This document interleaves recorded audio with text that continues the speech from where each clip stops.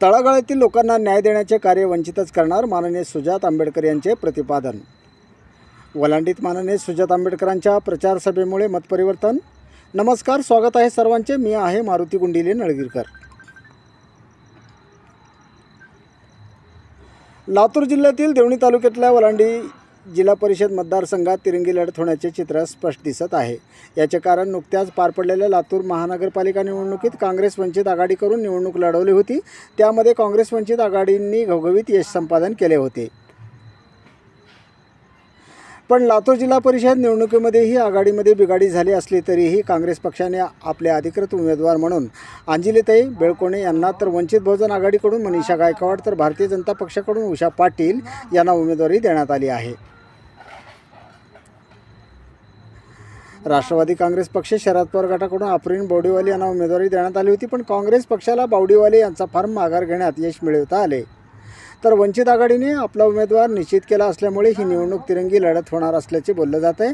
आणि त्यातच जर जातीचं समीकरण घातलं तर भाजपा आणि काँग्रेसच्या दोन्ही पक्षाचे उमेदवार हे मराठा असून वंचितचे मात्र जाती राजकारणात पाहता तिथे जिल्हा परिषदेसाठी मागासवर्गीय उमेदवार देण्यात आले आहे।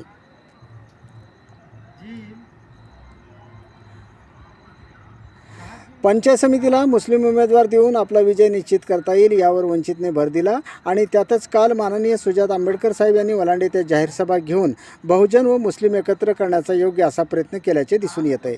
कारण लातूर महानगरपालिका निवडणुकीमध्ये सुद्धा सुजात आंबेडकर साहेबांनी बहुजन व मुस्लिम एकत्र करून काँग्रेस वंचितला यश मिळवून देण्यात यशस्वी झाले होते। यामुळे सहकार महर्षी कैलासवासी रामचंद्र पाटील तळेगावकर, माजी उपसभापती कैलासवासी विश्वनाथ वेळेगावकर मामा यांचा वारसा जपण्यात कोणाला यश मिळते की वंचित पुढे निघून जाईल हे सध्या तरी अनौतरीय आहे असे नागरिकात बोलले जाते। और जीतेगा मैं जीतेगा मैं सिलेंडर जीतेगा एवढं म्हणून मी माझे सूर्यवंशी साहब ये पंचायत समिति के लिए खड़े। आप इन सब की निशानी जानते हैं? सिलेंडर। आप लोग इनकी निशानी जानते हैं? ज्यांना ऐकून आलं त्यांच्यासाठी मराठीत परत विचारतो, तुम्हाला यांची निशानी माहिती आहे का? तुम्हाला यांची निशानी माहिती आहे का? काय आहे? मला ऐकून येत काय? मोठ्याने बोला। तिकडे भाजपची सभा चालू आहे, त्यांना ऐकू द्या। आपली निशानी काय आहे? आपली निशानी काय आहे? अम्बेडकर। यूएपीए का मसला हो, सुप्रीम कोर्ट में केस लड़ने वाले बाला साहब अम्बेडकर थे। पोटा ताड़ा का कायदा हो, महाराष्ट्र की हाई कोर्ट में लड़ने, महाराष्ट्र में मोहम्मद पैगंबर की अपमान किया जा रहा था, जब टीपू सुल्तान और औरंगजेब का अपमान किया जा रहा था, और जब कुरान का अपमान किया जा रहा था और मुसलमान बच्चों को मॉब लिंचिंग हो रहा था, तब वो ये बाला साहब अम्बेडकर थे जिन्होंने एक कोशिश की कि महाराष्ट्र के सरकार में उन्होंने एक बिल पेश करने की कोशिश की, एंटी मॉब लिंचिंग बिल। मुसलमान भाइयों के हिफाजत के लिए उन्होंने एक बिल पेश करने की कोशिश की और उनकी ये जिद थी कि उस बिल का नाम मोहम्मद पैगंबर बिल रख दिया जाए।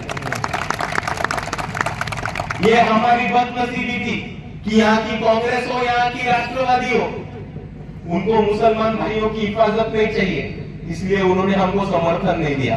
अगर कांग्रेस और राष्ट्रवादी आज बाला साहब अम्बेडकर को इस बिल के ऊपर समर्थन देते थे तो मोहम्मद पैगंबर बिल महाराष्ट्र के हर मुसलमान की हिफाजत के लिए खड़ा रहता था। ये मैं आपके सामने कहना चाहता हूं। और दूसरी तरफ आप याद कीजिए कि इसी लातूर में सिलसिला शुरू हुआ था। टीपू सुल्तान के फोटोज और स्टेटस रखने के लिए मुसलमान नौजवानों को गिरफ्तार कर दिया जा रहा था। औरंगजेब के तस्वीरें पकड़ने के लिए आगे मुसलमान नौजवानों को गिरफ्तार कर दिया जा रहा था। और वो तब वो बाला साहब अम्बेडकर थे जो औरंगाबाद में औरंगजेब की मजार पर जाके फूलों की चादर चढ़ा के आए, जिन्होंने इसी लातूर के उनकी सभा में स्टेज पे डॉक्टर बाबा साहब अम्बेडकर, महात्मा ज्योतिबा फुले, छत्रपति शिवाजी महाराज, छत्रपति शाहू महाराज के बीच में टीपू सुल्तान की फोटो रखी और उस टीपू सुल्तान की फोटो को फूलों की माला चढ़ाई और यहाँ के फडणवीस और बीजेपी को खुला चैलेंज किया कि यहाँ के मुसलमान नौजवान यहाँ के कौम के बच्चे सिर्फ स्टेटस रख रहे, सिर्फ फोटो पकड़ रहे, उनको कहीं को गिरफ्तार कर रहे।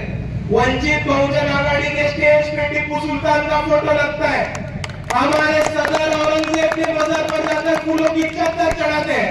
अगर तुम में हिम्मत हो तो वंचित के खिलाफ एक्शन लेके दिखाओ। ये ओपन चैलेंज बाला साहब अम्बेडकर ने देवेंद्र फडणवीस को दिया था। और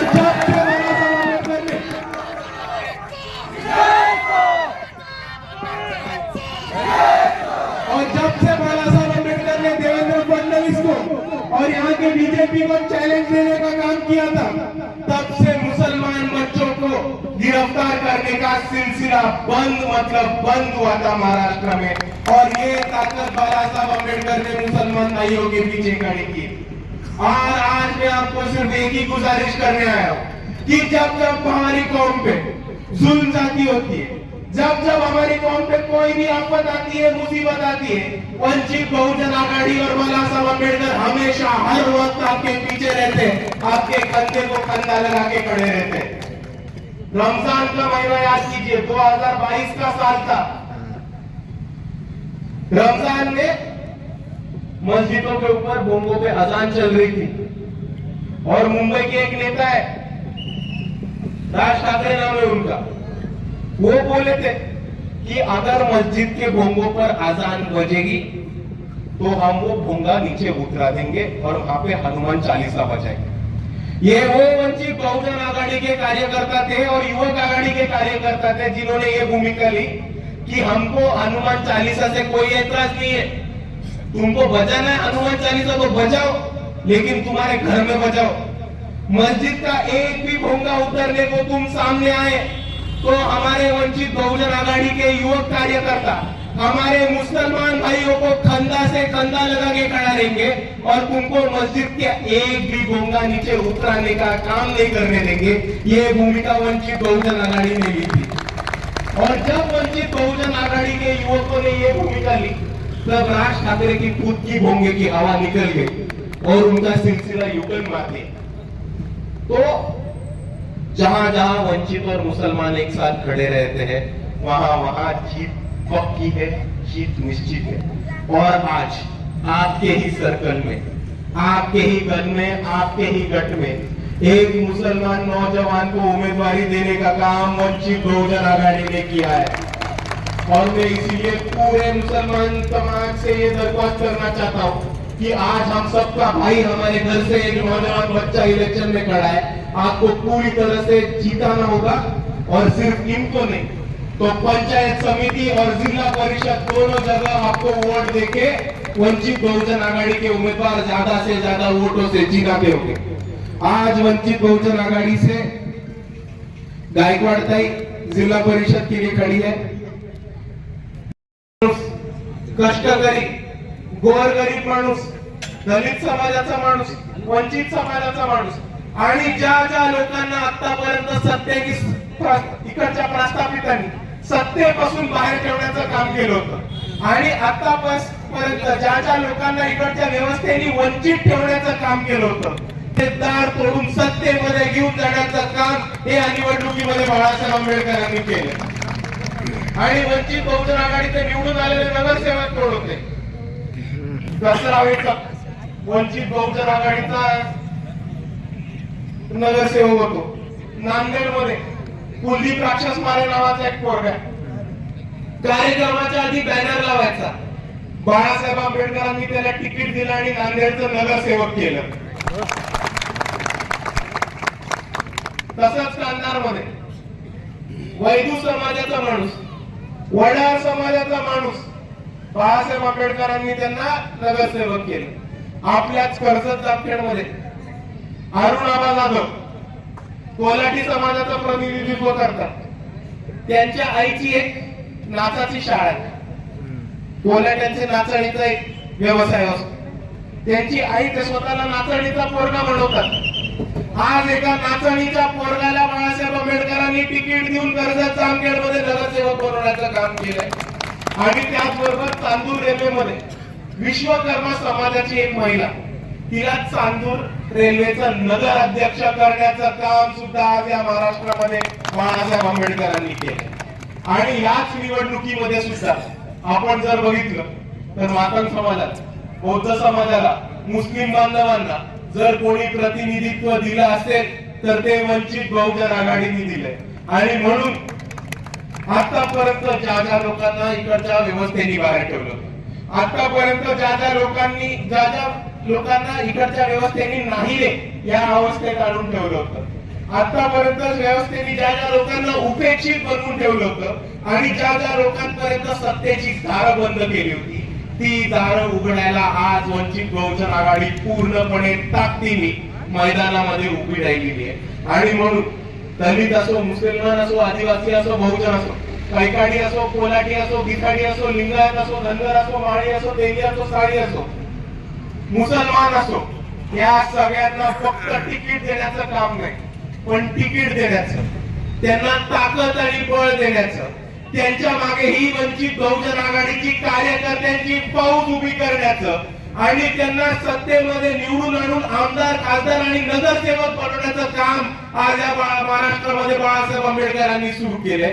आणि मी आपल्या सर्वांना एवढीच विनंती करतो की या जिल्हा परिषदेमध्ये, या पंचायत समितीमध्ये आपल्याला हेच बाळासाहेब आंबेडकरांचं मिशन आणि हेच बाबासाहेब आंबेडकरांचं स्वप्न पुढे घेऊन जायचंय आणि जास्तीत जास्त मतांनी वंचित बहुजन आघाडीचे उमेदवार, जिल्हा परिषदेचे सदस्य, पंचायत समितीचे सदस्य हे निवडून आणून त्यांना जिल्हा परिषद आणि पंचायत समितीचे सभापती केल्याशिवाय आपण थांबायचं नाहीये, एवढा आज आपण पुनगाठ बांधूया मित्रांनो।